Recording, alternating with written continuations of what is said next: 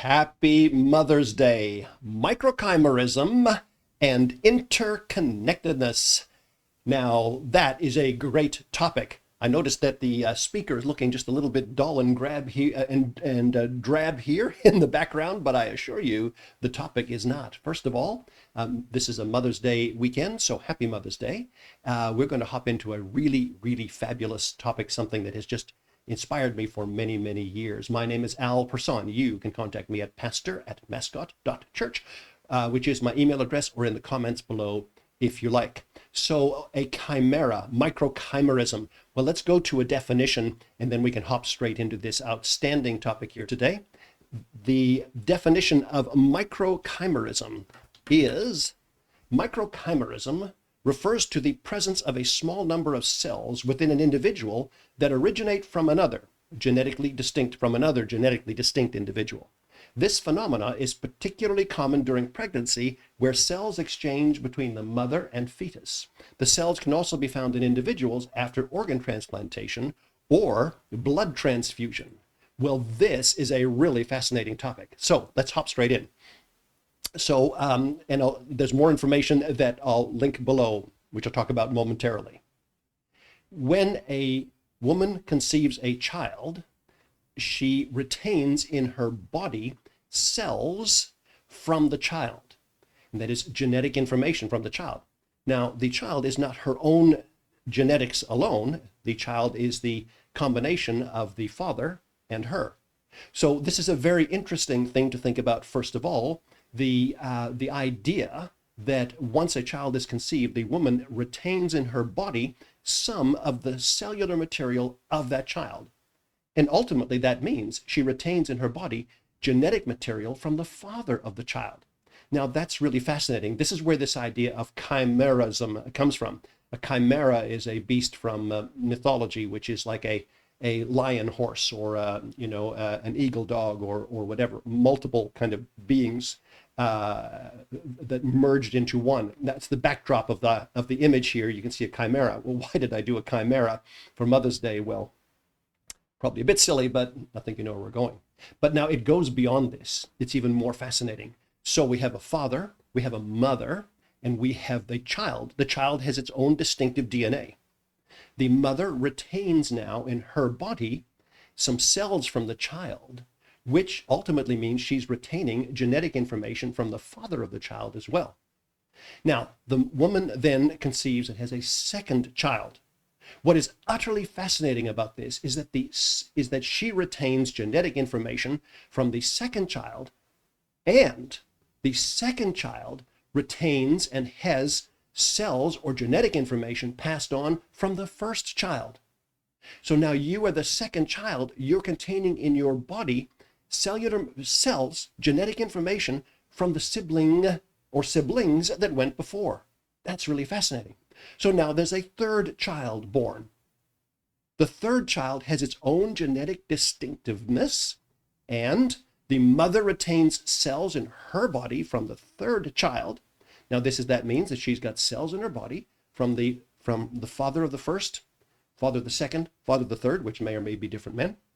And she's holding those in her body. The third child is born. The third child has in his or her body genetic information, obviously from the mother and the father, but from the previous two siblings that went before.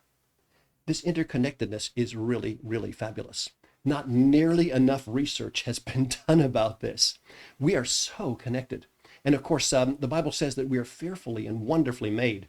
It talks about the New Jerusalem being the mother of us all, and I kind of like that. Sometimes I use that as my, I might even do that tomorrow as my reading, that passage, which kind of is this sense of our identity comes from the new heaven and the new earth, and so on. I'm not sure if I'm going to do that or not. Hey, I bumped the mic. I'm sorry about that for headphone listeners. All right, so this is really fascinating. Now, further to this is this whole idea of interconnectedness, the fact that we remain connected for our entire lifetime. Really something to think about. Now, research has been done to determine how or to what extent this connectedness is passed on, if it can be measured. Some work has been done that has determined that a infant child can recognize the smell of its mother's milk over and against, I think they used several hundred participants, and they took pads from nursing pads and just exposed those to infant children, and the child would react to its own mother's milk. Now, we do not, as adults, maybe you do, maybe you're fortunate enough, or maybe it would be a curse, I don't know, to have the sense of smell that is that wonderful. That is, that you can sense, milk or genetic material from one creature over and against another. I don't know, but nevertheless, that's been determined with infants. So that connection process is something that is like, wow. And how could this be? So, and again, infants are very well connected to their genetics. Well, I guess that's something I'm saying as a non-geneticist, as a tech guy, an IT guy, observing. I've heard others say it, so you can borrow that if you want. Now, how does a child connect to the father? Is there a biological connection? Is there something that's been measured?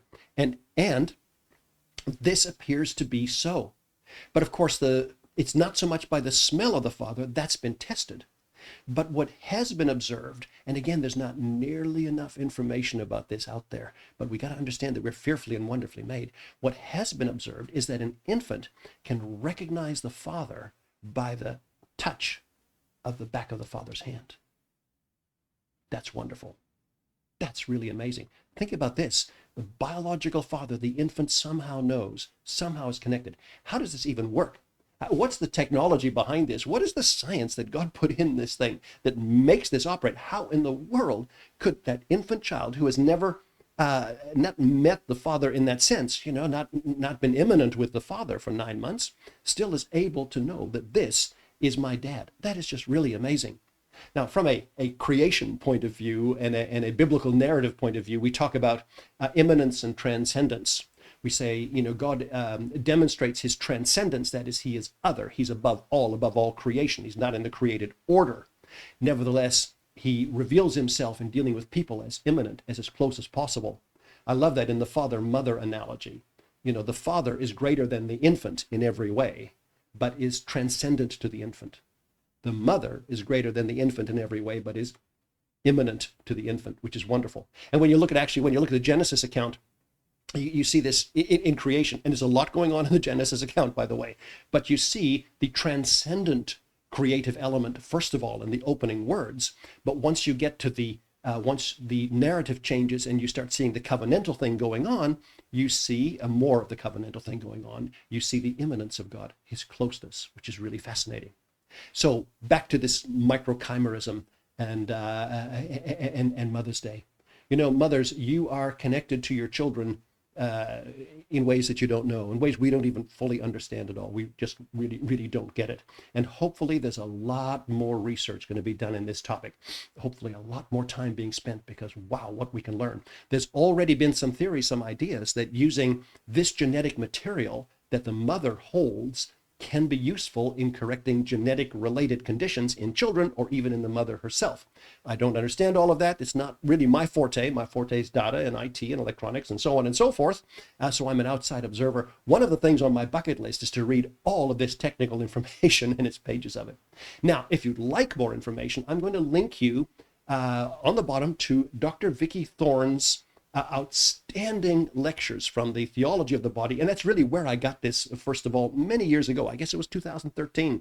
And these are just phenomenal lectures. And there's a whole bunch. You can follow her along. I don't really know what Dr. Thorn is doing now. I've corresponded with her just a little bit many years ago, but you can follow her work. A lot of her lectures are online where she talks about this interconnectedness. She talks about the laws of attraction. She talks about pheromones and what draws people together and what keeps them together and so on. Birth control, so many outstanding things. So that is in a video link down below. So ladies and gentlemen, this has just been just a very quick teaser. Happy Mother's Day. It's been a really, really quick teaser for you to think about this whole idea of interconnectedness. As Christians, we're interconnected with one another. We're interconnected with God by his Spirit, by his word, and so on. And so there's no mystery to me that this should also be a biological thing. God bless you.